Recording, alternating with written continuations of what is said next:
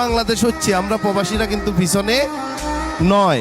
Direct selling এমন একটা platform, এই প্ল্যাটফর্মে আমার মতো মিডল ক্লাসের লোক, মিডল ক্লাস লো ক্লাসের লোক, যাদেরকে আল্লাহ পাক কি দিয়েছে, কি দিয়েছে, ব্রেন দিয়েছে, বাট প্ল্যাটফর্ম পাচ্ছি না। আজকে একটু আগে আমাদের জাভেদ ভাই এখানে একটা দুইটা সং করছে, ওনার ভিতরে অনেক প্রতিভা আছে। কি আছে?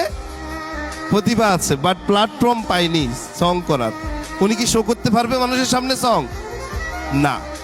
তাহলে আমরা যারা মিডল ক্লাসে জন্ম নিয়েছি, বাট আছে কি নলেজ, নাই কি ক্যাপিটাল, বিজনেস করার, মার্কেট বিল্ড করার, সেই সব লোকদেরকে আজকে ডিরেক্ট সেলিং ইন্ডাস্ট্রি বা ডিএক্সএন স্বপ্ন দেখাচ্ছে যে তোমার নলেজকে তুমি কাজে লাগিয়ে সারা বিশ্বকে বলে দাও, আই এম বাংলাদেশ।